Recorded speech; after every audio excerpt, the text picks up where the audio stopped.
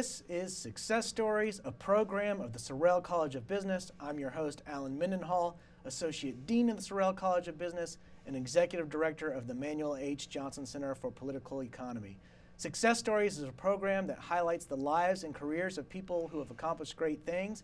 And I'd like to welcome to the show Bryan Dawson, who is the CEO of 1819 News. Yes, sir. Well, Merry Christmas, first of all, Bryan. Merry Christmas. I'm not sure our viewers would be able to tell it's Christmas time based on my outfit, but that's what it is. I want to start by asking you about your story because it's such a fascinating story, and I know we could use our entire time on just that, but it's such a beautiful testimony. I'd love to give you the opportunity to tell it. Yeah. It really is an interesting one, and especially, as I go around telling it, and I also participate in a lot of fundraising as you do, and you sit down with someone and they're used to the normal niceties or whatever, and then I'm like, well, when I was 23 years old, I was facing 384 years in prison for attempted murder, aggravated robbery, and extortion. And that changes the mood of the room a little bit. Yeah, but, that's a game changer in the conversation, isn't it? So ultimately, it's a very long story, and there's so many nooks and crannies that you can unpack, and I've done that numerous times, and interviews that I've done, and podcasts and stuff like that. But I'll, for the sake of time, I'll go into the more succinct version. But this all happened in Colorado Springs, Colorado. I was born in Colorado Springs, Colorado.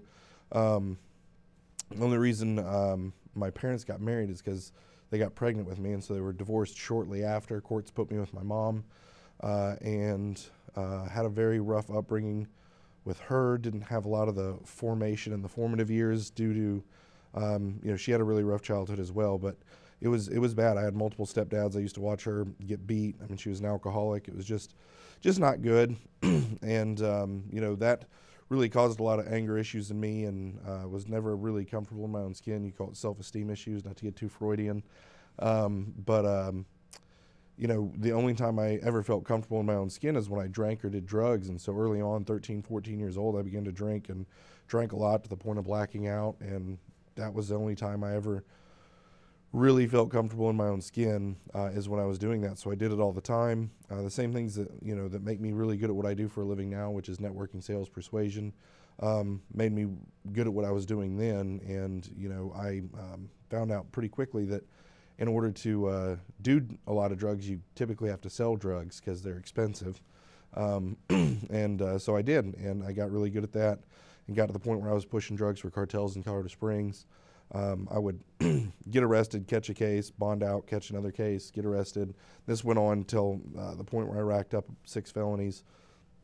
The final one being where I went into a guy's house that had informed the cops about illegal activity I was involved in, and beat him really bad, thus the attempted murder, aggravated robbery, and extortion. So that all came to a head. Man, there's so many stories and just crazy things that I usually tell, but I ended up in county jail, in administrative segregation, which is basically in jail. You're in solitary confinement in a cell by yourself, and that's really when God began to work on me, and He thumped me on the head and said, "This is your fault."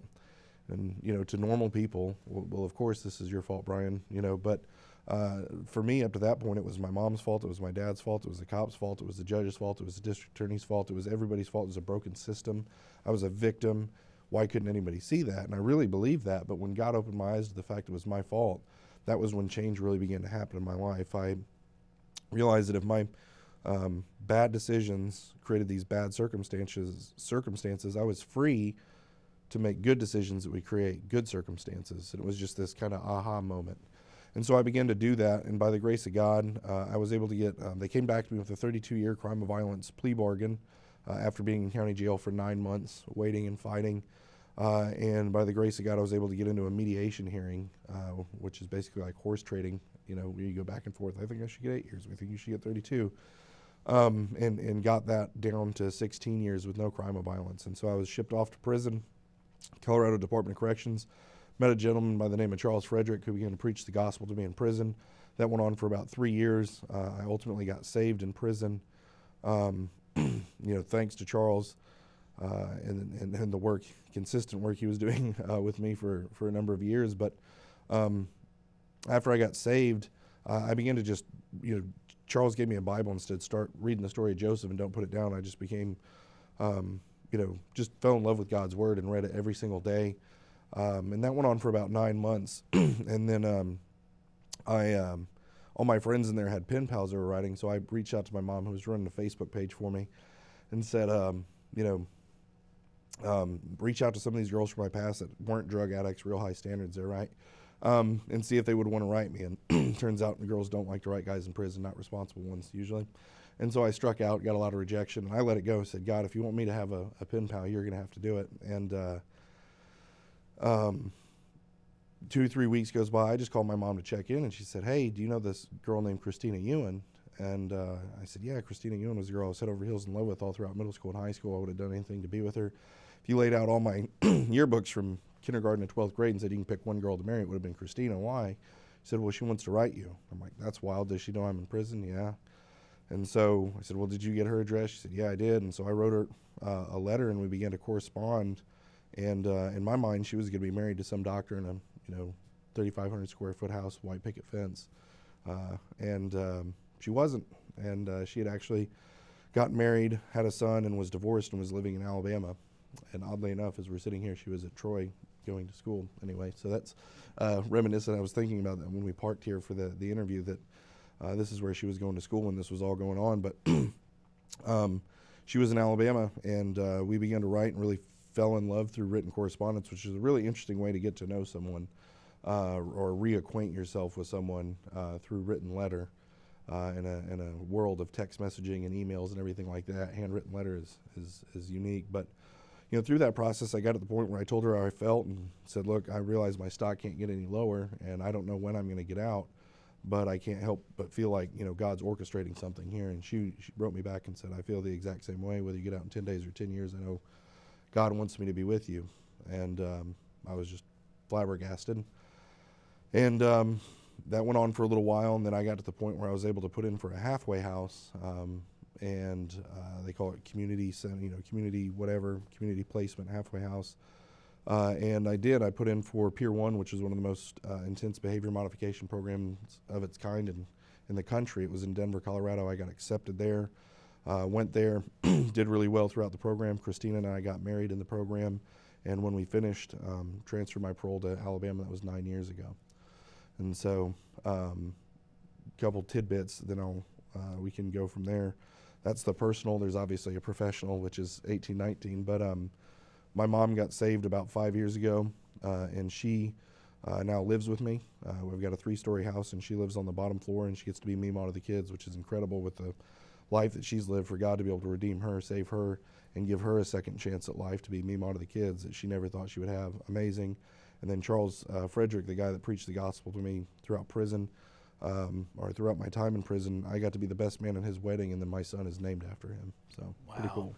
Well, that is just a remarkable story that testifies to the power of grace, redemption, mercy, and regeneration. And what I thought I heard you say at one point in telling that story was that along the way, you changed your viewpoint, you changed your mind, and you stopped viewing the world as determined by forces acting upon you, and you started accepting personal responsibility and individual will, and realizing the importance of human agency when it comes to decision makings and developing your own course in life. Yeah, 100%. And because I learned it so firsthand, it really drove everything from that point forward, this principle of kind of like radical personal responsibility. No matter what happened, even if it was outside forces, I'm constantly looking for, okay, how did I influence this? What part did I play in this? Even if it's 99% not me and 1% me, what's the 1% that I did contribute to this bad outcome, and how could I have done it better? But yeah, that definitely became a way of life for me. Well, let's talk about 18 News. What is 1819 News? Why did you found it? What does it do that's different from other news outlets? Journalism. That's what it does different. Sorry, I'm sarcastic. It's built deep into my DNA, I think.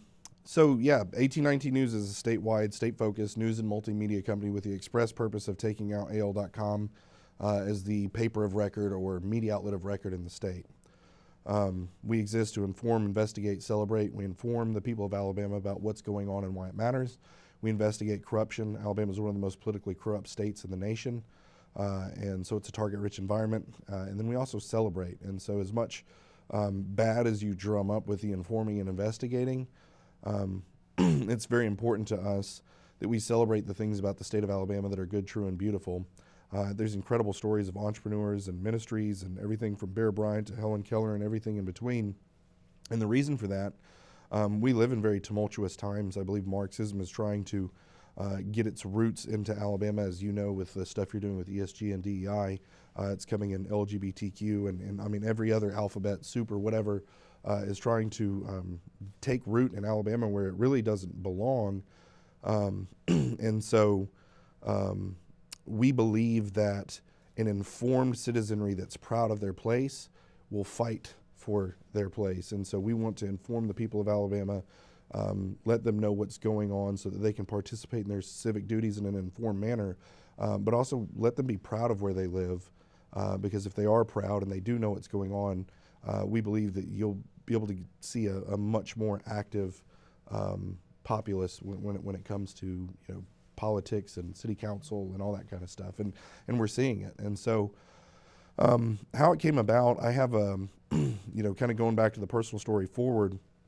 When I moved to Alabama 9 years ago, I had a friend in Denver that worked at USA Radio Networks, and he said, "Hey, do you have a job when you get to Alabama?" I'm like, "Well, not one I'm really looking forward to." And he goes, "Okay, you're going to be an affiliate relations manager at USA Radio Networks." I said, what is an affiliate relations manager and what is a radio network? I had no clue, okay?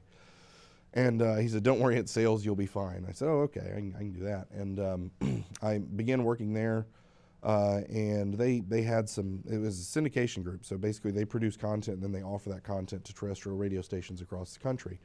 And Steve Dace and some other big name conservative news talk show hosts were there at the time.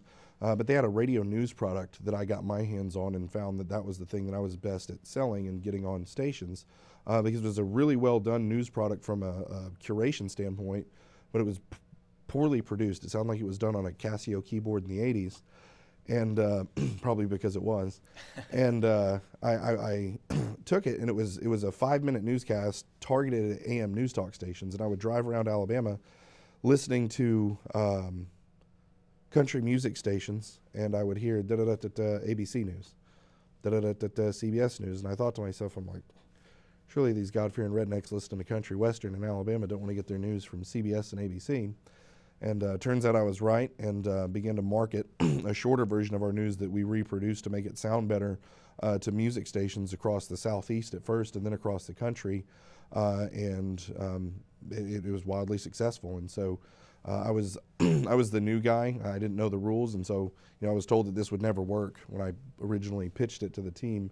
But I thought it would, and it did. And from that, there was a gentleman by the name of Lee Habib that discovered me.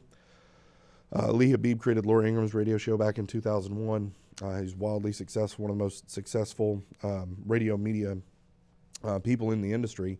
Created Laura Ingram's radio show, was wildly successful there, went on from there to, and he's still the vice president of content at Salem to this day, where he oversaw Bill Bennett, but now oversees Dennis Prager, Hugh Hewitt, Eric Metaxas, Larry Elder when he's not running for office, and all of those shows. But he got tired of angry conservatives talking to other angry conservatives about how angry and conservative they are on the radio for 3 hours a day.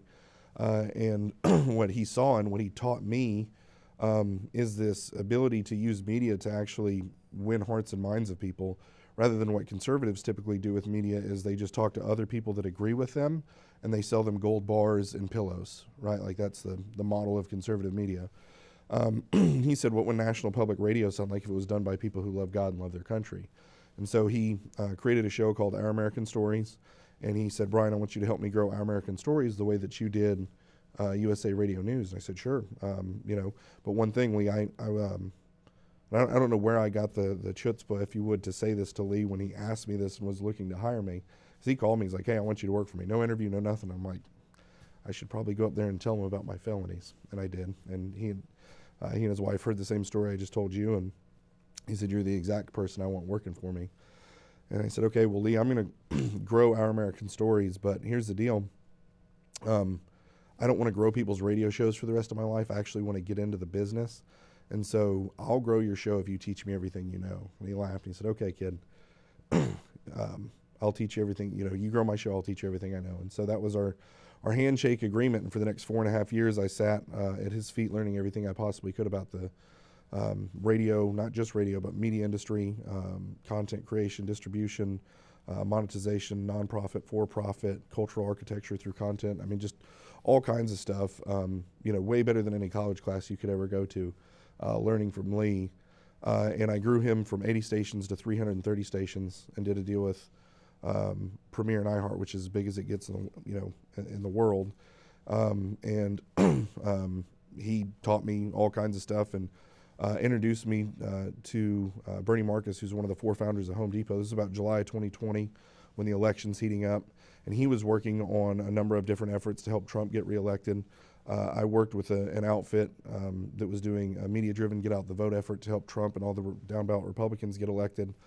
And we had to raise $6 million, which I did. Me and one other lady went, raised the money, and then from July to November, it was blood, sweat, and tears, 80 hours a week, hardest I've ever worked in my entire life. You know, I came down on November 4th, and I believe the election got stolen, and I just became, and this is where the 1819 comes in, I became disenfranchised with national politics, national media, national fundraising, national. I just felt like trying to fix D.C. was like trying to put out the sun with a water pistol. It's too much. It's not possible. And so I went to church shortly after that. My pastor started preaching on localism. Fathers fix your families. Families need to be in church. Churches make up communities. Community, city, city, county, county, state. This is how we win. And I went home and prayed with my wife. I was very struck by that and said, okay, God, how can I use my gifts, talents, abilities, resources, and relationships to make a difference for my people in place in Alabama? A week later, Caleb Crosby from the Alabama Policy Institute called me. I hadn't talked to him in a year. We weren't like best friends or anything. And he said, hey, one of our guys is getting a radio show. You know, can you help us think through that? Yeah. We're talking. And at the end of the call, he says, you know, what we need more than a radio show in one market is a statewide, state-focused news and multimedia company to take out hell.com. And I said, I'll do it. And so that was the impetus of it. And it was Caleb's idea, but he didn't know how to do it. And so he said, you know, write out mission, vision, plan, budget. What are we going to do? How are we going to do it? So did that. They loved the idea. And we got to work, and we went and raised the capital to get it started. Year one was build the platform. We built it out bigger, better, badder than we ever thought we could. Just from a standpoint of it's basically a newspaper online, right?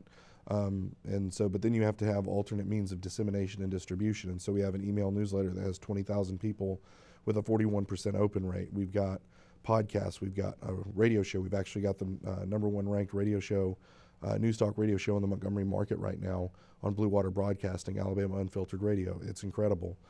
We've got magazine. We've got, you know, we've got people doing TikTok videos. I mean, you name it.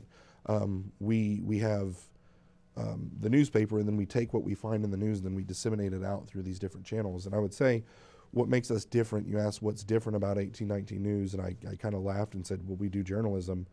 The problem that we found in the state of Alabama from a news and media standpoint is shamed and shielded. And so on one hand, you're being shamed for your way of life and what you believe by the 800-pound gorilla in the room, the media outlet of record, AL.com, you know good are you rednecks, you know, how dare you. That's kind of their content that they're putting out. And then over here you have these other groups that, while they might not be radical leftists telling you how stupid you are for what you believe, it's really PR for what I would say is the problem. You have these big corporations that pay these media outlets to write nice things about Republican leadership, and then Republican leadership does things for the corporations, and it's just this, you know, it's PR, it's not journalism, right? And so the left had their outlet, the lobbyists had theirs, but the people didn't have theirs. And so we wanted to create a news and multimedia outlet for the people of Alabama.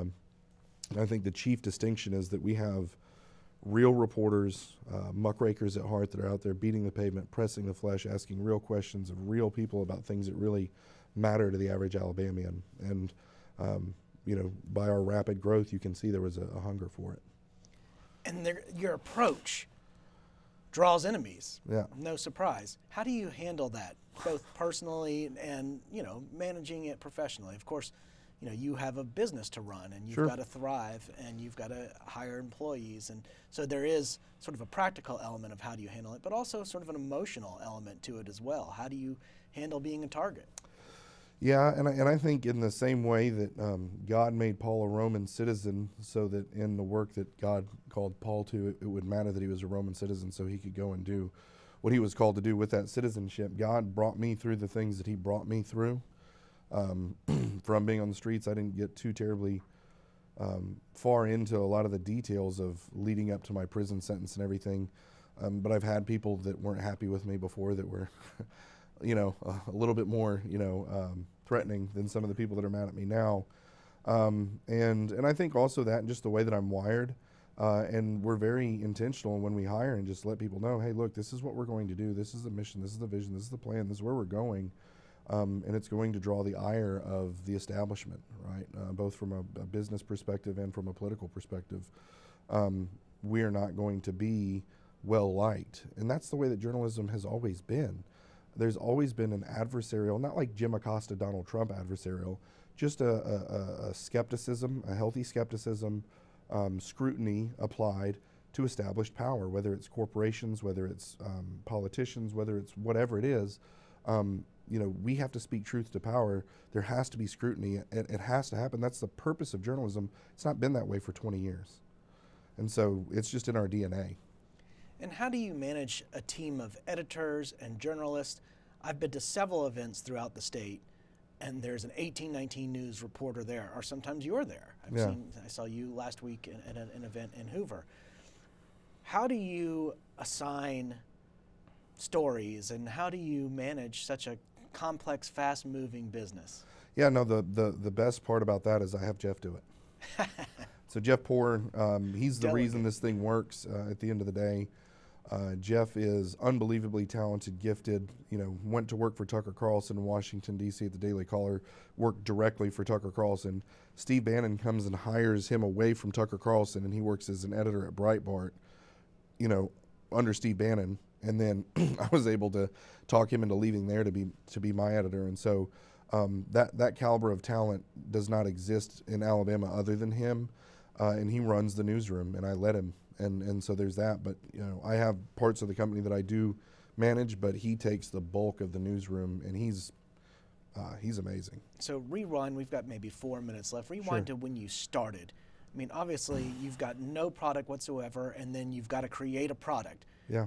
What was it like to launch the site to begin with, and how did you find the very first stories and the very first reporters and the people to write for you? How did that all come together? Yeah, and it's like any good success story, right, is the name of your thing.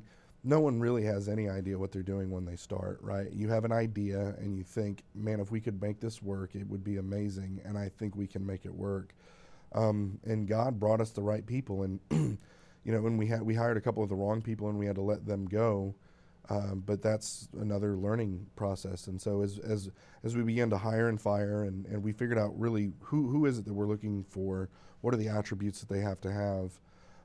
But for picking the right stories, everybody else was basically just rewriting press releases. So if the governor's office sent out a press release, they would just basically copy and paste it and put a couple words in it. And again, that's not journalism. You're basically just an extension of the comms team for these, for any political office everywhere. They just regurgitate. Not, your press release says this, but we noticed this, and this that contradict that. Could you explain? That was simply how we started, was just doing that. Very basic. And then that opened the door for us to be able to actually do some real deep dive investigative journalism where we really drew the ire of some folks. But that was our whole thing is you didn't have to do anything grand or different. You just had to go back to traditional journalism, which now journalism, J school at most universities is Marxist indoctrination camp. But go back 25 years, 30 years, what did they teach in journalism? Ask questions, right? Ask questions, ferret out the truth and the facts, right? And talk to both sides.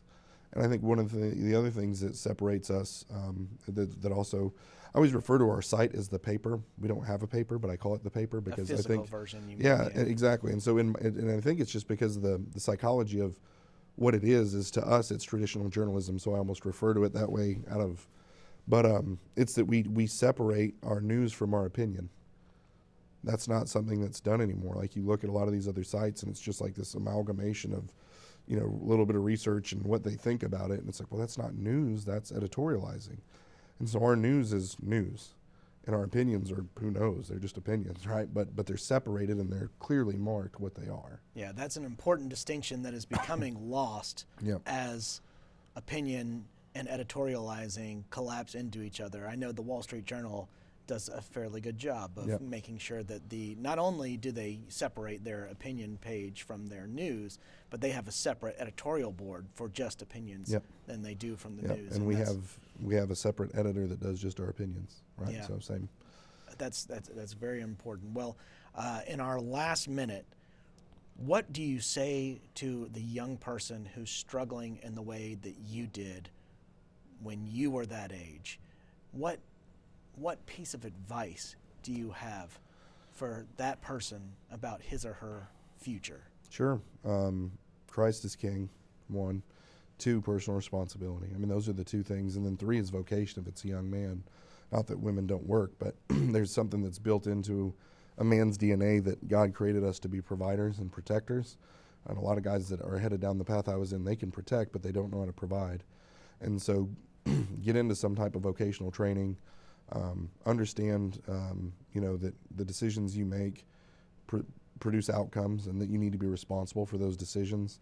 But at the end of the day, the most important thing is understanding that Christ is king, and that you can have a relationship with him, and you should seek out how to do that. Well, Bryan, Dawson, it's been a pleasure having you on. Merry Christmas. This has been an episode of Success Stories. I'm your host, Alan Mendenhall, signing off.